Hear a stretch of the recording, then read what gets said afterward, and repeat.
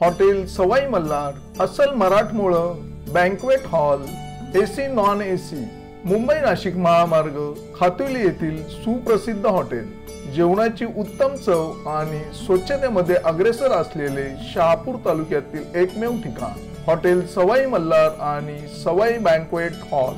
चवीचा शोध इथे संपतो। ते बरोबर आहे, 400-500 लोकांचा प्रॉब्लेम होता। फॉरेस्टने पत्र दिलं ते तुम्ही लगेच ग्रामपंचायतीला दिले, त्यांची जागा आहे ना मॅडम, आमच्यावर गुन्हे दाखल करते, मग तुम्ही गुन्ह्याला घाबरता। असं ग्रामपंचायतीला द्या ना, आम्ही तयार आहोत गुन्हा घ्यायला की आम्हाला घर राहण्यासाठी घर पाहिजे, आम्ही गुन्हा घ्यायला तयार आहेत।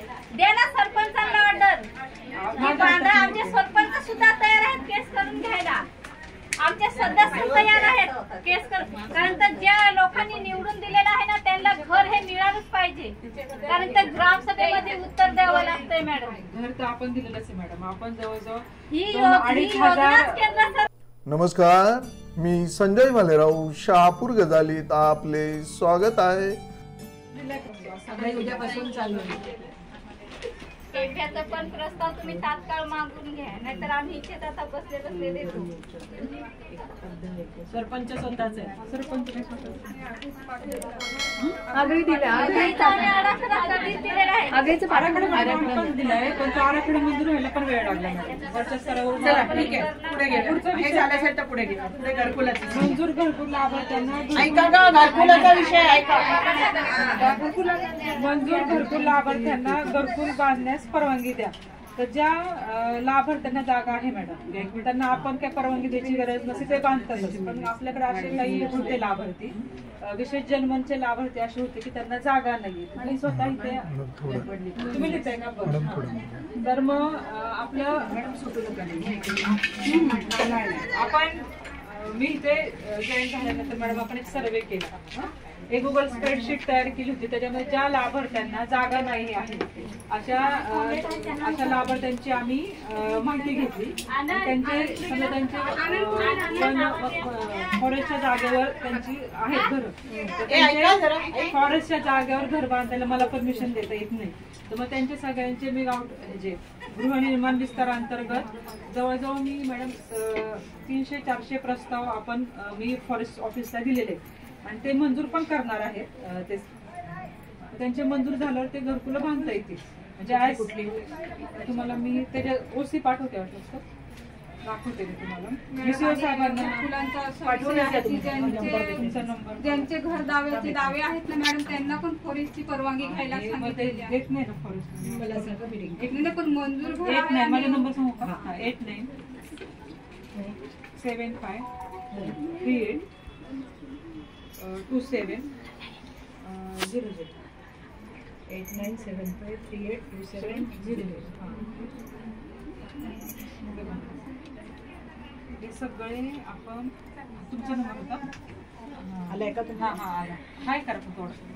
आता बघा ही कुठली वन परिक्षेत्र अधिकारी शहापूरला आपण 29 तुम्हाला हे सगळं पाठवते मी, 29 ग्रामपंचायतींचा प्रस्ताव पाठवते, लाभार्थी आहे जे एका ग्रामपंचायतीचा प्रस्ताव पाठवतो, त्याच्या अंतर्गत त्या ग्रामपंचायतीमध्ये जेवढ्या लाभार्थ्यांना जागा नाही त्या सगळ्यांची नाव इंक्लूड आहेत। त्यानंतर हे बघा वन परिक्षेत्र अधिकारी खर्डे यांच्याकडे पण पाठवले आपण 9 प्रस्ताव म्हणजे त्याच्यामध्ये लाभार्थी भरपूर असू शकतात। त्यानंतर वन परिक्षेत्र अधिकारी विहीगाव यांना पण पाठवलं, वन परिक्षेत्र अधिकारी दसई जे आपल्या 6 रेंजेस आहेत त्या सगळ्या 6 रेंजेसला मी पाठवलेले, तुम्हाला पाठवते, पण त्यांनी मान्यता दिली तर आपण तसे मला देता येत नाही त्यांच्या जागेवर परमिशन, पण त्यांची मान्यता आली तर आपण काय आपल्या माझ्या परमिशनची काय आवश्यकता नाही, हे तुम्हाला पाठवते मी, आपण पाठवलेलं उलट मी मॅडम ते सर्वे करून घेतला आल्यावर, कारण हे घरकुल मलाच पूर्ण करायचे असतात जवळजवळ आपल्या तालुक्याला। घरकुल अधिकारी कोण काय त्यांचे काही प्रश्न आहेत ना आमच्याकडे, नाही मलाच विचार ना, मी सांगू शकतो मॅडम। आता 3 वर्ष होणार घरकुल यादीचा, एकही हप्ता एकही लाभार्थ्याच्या आजूपर्यंत मॅडम जे वेळा घरकुल म्हणजे घरकुल मंजूर झालं, लाभार्थ्यांची लिस्ट लागली, तात्काळ ग्रामपंचायतींनी जो जागे अभावी 2-1 ची फाईल केली, ती ग्रामपंचायतने सादर पण केली ना, आपण फॉरेस्टला सादर केली. मग अजून परत पेंडिंग का? मग ते फॉरेस्टला ऐका मॅडम, फॉरेस्टने तुम्हाला पत्र दिलं, नाही आपण दिलं ना पत्र त्यांना. फॉरेस्टने तुम्हाला पत्र दिलं विषय तात्काळ ग्रामपंचायत मध्ये कुठल्याही लाभार्थ्याला हप्ता सोडता कामा नाही. मग तुम्ही फॉरेस्टची लगेच तुम्ही हे केलं, म्हणजे अंमलबजावणी केली. पण आम्ही 3-1 चा दावा करून 3 वर्ष झाली. मॅडम ऐका ना, 3 वर्ष झाली तर अजूनही ती फाईल कुठल्या ऑफिसला पडलेली आहे, ती ग्रामपंचायतला पण माहिती नाही. ऐका ना मॅडम, आणि लाभार्थ्याला सुद्धा माहिती नाही. जर 3 वर्ष वैयक्तिक वनदाव्यांचं मी नाही सांगू शकत, पण ह्या घरकुलासाठी जे ऐका ना मॅडम, मी ते पण तुम्हाला सांगते, वैयक्तिक सुद्धा आम्ही केलेलं आहेत. वस्ती स्थानाचं गाव सुद्धा आम्ही केलेलं आहेत. राकेश पाटलांचे म्हणजे ते तुम्ही आज वकील त्यांना बोलवायला पाहिजे. राकेश पाटील आहेत ऑफिसमध्ये. कारण तर तुमच्या फॉरेस्टने पत्र दिलं ते तुम्ही लगेच ग्रामपंचायतीला सगळे म्हणजे देऊन टाकले की कुठल्याही लाभार्थ्याला घरकुल अजिबात सोडता कामा नाही. परंतु फॉरेस्टने अजूनही एकही लाभार्थ्याची फाईल मंजूर केलेली नाही.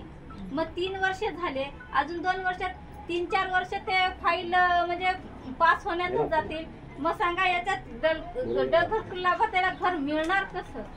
आपण ते घरकुल काय रद्द करत नाही मॅडम, जोपर्यंत जागा अवेलेबल होत नाही तोपर्यंत काही करू शकत, आम्ही पण काही करू शकत नाही. म्हणजे आमचं पण ती मजबुरी. मॅडम 2005 मध्ये कायदा झालेला, 2 कायद्यावरती ती जमीन पास करायची आहे. राहल त्याला घर, कसं त्याला जमीन बरोबर दावा म्हणजे हे बरोबर आहे, मान्य पण आहे, पण ते माझ्या हातात नाही मॅडम. मॅडम मग तुम्ही आज फॉरेस्ट वाल्यांना तसं बोलायला का होता ना एक अधिकारी? कारण तर फॉरेस्टचे तर कधी शहापूरचे अधिकारी येतच नाही. मी तर काळे का गोरे नांगले पण नाही कधी. 3-1 चा दावा मंजूर करायला मॅडम काय त्यांना की सगळे कागदपत्र जेवढे आहेत तेवढे जोडून दिलेले आहेत. मॅडम सांगतो, ग्रामपंचायत मध्ये एकही घर चालू नाही. आणि पालघर मध्ये ना त्या लोकांनी वेडी झाल्यात घरा बांधून अक्षरशः आम्हाला ग्रामपंचायत मध्ये ना उत्तर देता येत नाही. कारण तर मॅडम पालघर मध्ये ऐका ना मॅडम, पालघर मध्ये सुद्धा ना फॉरेस्ट जमीनच आहे. त्या ग्रामपंचायत मध्ये फॉरेस्ट वाल्यांना घरकुल दिली जातात आणि मग शहापूर मध्ये का दिली जात नाही? कारण तर अभय लगत ना आबिट घर कुईलू कांभारामध्ये ना पूर्ण तोंडात घरकुलं चालू आहेत फॉरेस्ट मध्ये. मग त्यांना भेटत, मग ते लोक प्रश्न करतात ना आम्हाला. आपल्या फाईली दिल्या ठेवलेले बघा आपली आहे ना. आम्ही माझ्यापासून तर पोहोचे फॉरेस्ट वाल्यांच्या सगळ्या 6 रेंजेसच्या. आणि अभय ग्रामपंचायतीतला फॉरेस्ट तर जाऊ दे मॅडम, महसूल मध्ये आहेत ती पण अजून सोडलेलं नाही. महसूल मधले म्हणजे मॅडम कुठले गायरान जागा अलॉट झाल्या, पाठवलेत का? आम्ही पुस्तक पाठवले. वर्ष होतील आता. जागा दिली पण पाहिजे ना मॅडमने. जे आता आम्हाला त्या आम्हाला मर्यादा त्याच्या पलीकडे मी जवळजवळ 10,000 घरकुल आमच्या ऑनगोईंग. ते बरोबर आहे. 400-500 लोकांचा प्रॉब्लेम फॉरेस्टने पत्र दिलं ते तुम्ही लगेच ग्रामपंचायतीला दिले. त्यांची जागा आहे ना मॅडम, आमच्यावर गुन्हे दाखल करते. मग तुम्ही गुन्ह्याला घाबरता. ग्रामपंचायतीला द्या ना, आम्ही तयार आहेत गुन्हा घ्यायला की आम्हाला घर राहण्यासाठी घर पाहिजे, आम्ही गुन्हा घ्यायला तयार आहेत. द्या ना सरपंचांना ऑर्डर. आमचे सरपंच सुद्धा तयार आहेत केस करून घ्यायला. आमचे सदस्य तयार आहेत केस कारण तर ज्या लोकांनी निवडून दिलेलं आहे ना त्यांना घर हे मिळालंच पाहिजे. कारण तर ग्रामसभेमध्ये उत्तर द्यावं लागतंय मॅडम. घर तर आपण दिलेलंच आहे मॅडम. आपण जवळजवळ ही योजना केंद्र सरकारची आहे, पण जागेची अडचण काय? प्रधानमंत्री घरकुल योजना टप्पा 1 मध्ये आपण 2500 दिले. आता आम्ही 5,764 15 दिवसामध्ये रजिस्ट्रेशन केले, सँक्शन केले. आणि काल आपले सगळ्या 22 फेब्रुवारी सगळ्यांचे ज्यांना जागा आहे त्या सगळ्यांचे पहिले हप्ते पण आपण वितरित केले. पण काही लाभार्थी आपले असे जेन्युइन आहे, हेच आपले लाभार्थी आहेत ऍक्च्युली, पण आता जागा नाहीये. तर मग थोडं आम्हाला मर्यादेत आणि ज्यांना जागा नाही. उलट मी भविष्यात मंजूर होणारे घरकुलं हे लक्षात घेऊन पण आपण प्रस्ताव सादर केलेले. ऐका ना मॅडम, याच्या अगोदर असं झालं ना की ग्रामपंचायतनी घरं बांधली नाही. बांधतीच ग्रामपंचायत. ग्रामपंचायतीने याच्या अगोदर फॉरेस्ट मध्ये घरं बांधलं. याच्या अगोदर पूर्ण सगळे दहीगाव असो, पेवळी, सगळीकडे मागच्या म्हणजे बॉडीने बांधलेले आहेत, पण आता का बांधत नाही? कारण ते लोक प्रश्न करतात ग्रामपंचायतीला, कारण ते याच्या अगोदर पूर्ण ग्रामपंचायतनी सगळीकडे वन विभागामध्ये सुद्धा बांधले, गायरांमध्ये सुद्धा, देवस्थानमध्ये सगळीकडे घरकुल. ते वेळा कुठलं सरकार होतं मॅडम? मग त्याच्या आम्हाला घरकुला द्यायची सवती नव्हती पहिले लोकांनी, त्यांना कशी दिली? किती वर्ष घरकुल तर आम्ही काही असं बोलत नाही, पण मग त्यांनी पत्र दिल्यावर आम्हाला पुढं ते पत्रव्यवहार करावा लागतो. पण मॅडम तुमचंच खातं असतील ना ते, जागा त्यांची ना मॅडम, जागा ठीक आहे ना, पण मग त्यांनी पत्र दिलं तुम्ही लगेच ग्रामपंचायतीला अजिबात हप्ता सोडू नका. आम्हाला नोटीस देतात DFO साहेब, त्याच्यामुळे ते आपल्याला ते त्यांच्या जागेबद्दल मी काय सांगू नाही शकत. यांना नोटीस त्यांची जागा आहे ना मॅडम, आपण आपला अधिकार नाही ना तो. जागेचा विषय आमच्याशी निगडीत जागा फॉरेस्ट स्टेशन पण आज राहतो, पण फॉरेस्ट वाले राहतात का तिथे? तिथे अधिकारी राहतो आणि कसं आहे, तुम्ही दिवस काढू नका, प्रोएक्टिव्ह काहीतरी करा. ज्यांना जागा नाही, मी स्वतः पूर्वी हे झालं नाही, यापूर्वी हे झालं नाही. मी स्वतः सर्वे केला, कुठल्या कुठल्या लाभार्थ्यांना जागा नाही, जनमनचे कोणकोणते लाभार्थी, त्यांचे पुढे समजा आता मला 25चं टार्गेट आहे, मी वाढीव भविष्यात ज्यांना ज्यांना मंजूर होणार आहे त्यांचे सगळ्यांचे प्रस्ताव करून दिलेले, ह्याच्या पलीकडे आता मला पण मरायचं आहे. आणि मॅडम नाही, जे तुम्ही ग्रामसेवकच आळशी केलेले आहेत, जर त्यांना पटापट फायली मंजूर करायला आले असते ना, तर आज 3 वर्ष लागली नसते मॅडम. एकही ग्रामपंचायत 3 वर्ष झाली, एकही लाभार्थीला घरकुल भेटलेला नाही.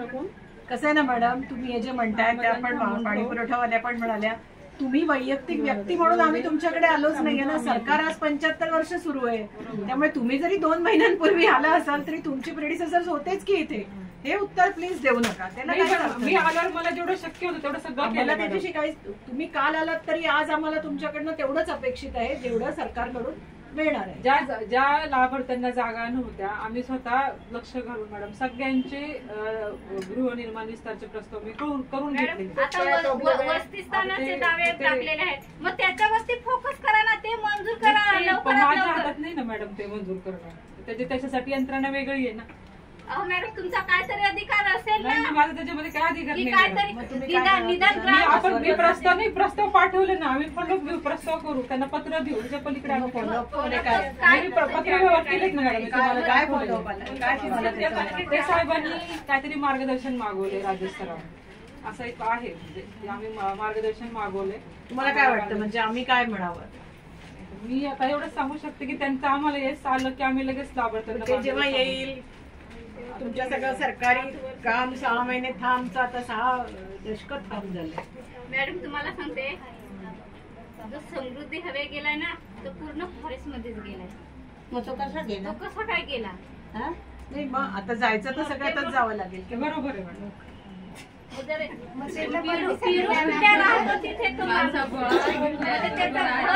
आणि घरकुल बांधायला पट्या आणायला आम्ही पण त्यांना करून. आणि मॅडम एक विनंती आहे की तुमच्या तोरणी ग्रामसेवकांना पत्र गेलं पाहिजे, ते आता जाईल की जे तुम्ही 3-1चा प्रस्ताव टाकला ना, त्याचा फॉलोअप घ्या.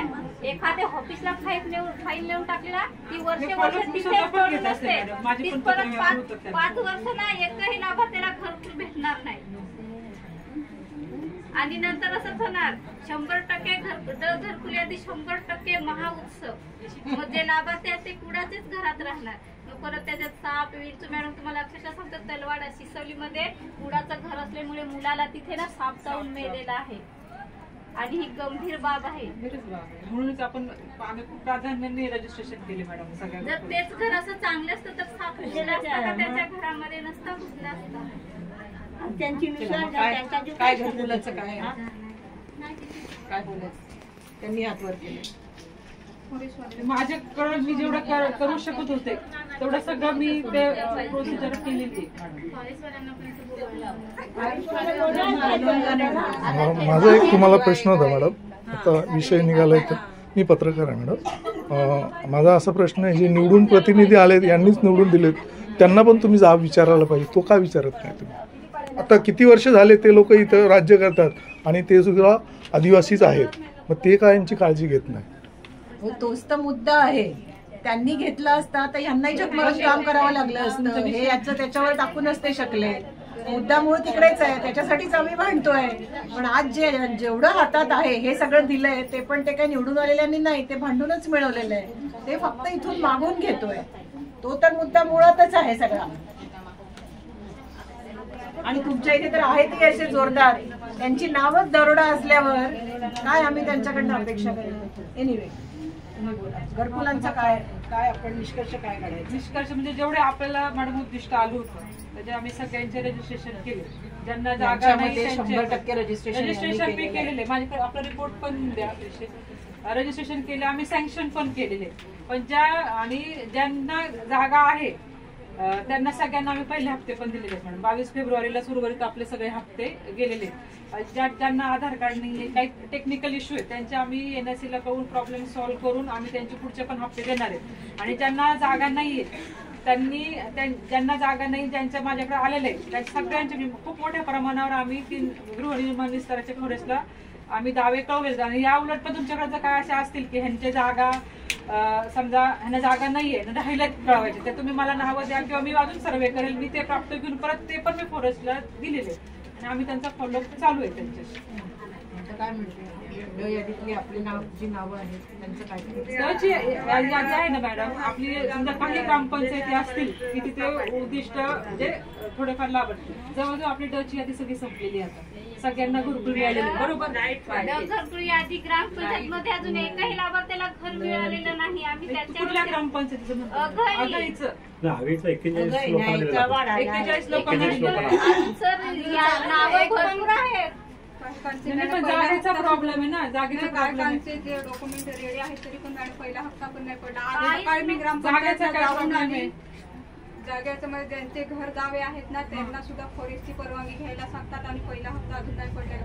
सकाळी जमिनीचा इश्यू असेल मॅडम. त्यांचं म्हणणं तसं नाही की आम्ही घराचे दाव म्हणजे जी सनद दिलेली ना ताबा पावती ती जोडून दिलेली आहे. नाही, जी सनद जी आहे ना मॅडम, हा तहसील ऑफिसला पण हा विषय झाला होता. तर जी सनद वाटप झालेले आहे त्यांच्या जागा निश्चिती भूमी अभिलेख करून घ्यायला पाहिजे. हा विषय पण झाला होता. भूमी अभिलेखचे जे साहेब आहेत त्यांना तहसीलदार साहेबांनी बोलून पण घेतलं होतं. आणि जरी सनद जरी असते तरी आम्ही जे बांधतायत ना त्यांना आम्ही काही म्हणत नाही. ज्यांचा इश्यू झाला त्यांचाच प्रॉब्लेम येतो मॅडम. अशा भरपूर आपल्याकडे 33 ग्रामपंचायती अशा आहेत की त्यांना सनद वाटप केलेली आहे. म्हणजे आगाईचा येतो प्रॉब्लेम प्रत्येक वेळी, तिथे काहीतरी इश्यू होतो. तरी मी माझा एक विस्तार अधिकारी पाठवते मॅडम ग्रामपंचायतीला. तुमच्याशी रिलेटेड जे विषय आहेत ते आम्ही चौकशी करू आणि जे माझ्याकडून सॉल्व्ह होणारे आहेत ते मी माझ्या आपला हा विषय हे मी माझ्याकडून जे सॉल्व्ह होणारे आहेत ते माझ्याकडून मी सॉल्व्ह करेन आणि संबंधित यंत्रणांना कळवेन. हा नवीन घरांना घरपट्टी आहे. नवीन घरं म्हणजे कुठली? म्हणजे आता एखादा मॅडम मुलगा असला तो वडिलांच्या घरात असतो, तिथून तो कधी असं बाहेर घर बांधायला तर मग ग्रामपंचायत मधून त्याला घरपट्टी का दिली जात नाही? अशी कुठली ग्रामपंचायत सांगू शकाल की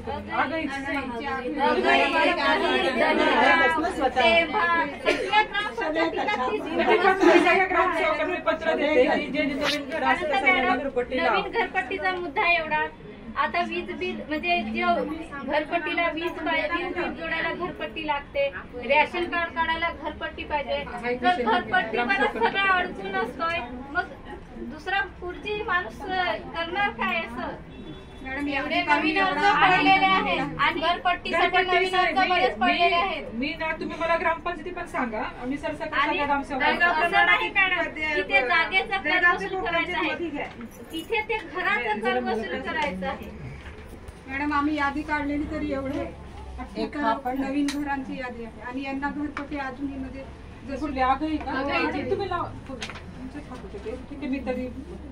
फॉरेस्टची पण आम्हाला म्हणजे फॉरेस्टची आहे आणि म्हणजे वन विभागाचीच आहे. परंतु 41 पण घरं त्यातच आहेत जी मिळालेली आहेत. वडिलांना घरपट्टी लावलेली आहे. लगेच काय सांगू नाही शकत. फॉरेस्टच्या जागेवर घरपट्टी त्यांनी पण मी त्यांचा नाही पण मॅडम पहिलं चालू होते ना 2019च्या आधी चालू होते 21च्या नंतरच बंद केले. चर्चा करेल. वडिलांना घरपट्टी चालू आहे आणि मुलाला का नाही कारण त्या वडिलांच्या जागेसमोर मुलगा तरी मी तसं ग्रामसेवकांना पाठवतो आणि मॅडम का तो बाहेरून मुलगा आलेला आहे. नाही बरोबर मॅडम तुम्ही म्हणता ते तसं मी सरसकट सगळ्याच ग्रामसेवकांना पत्र देते. हे ठेवू का माझ्याकडे तुम्हाला लागेल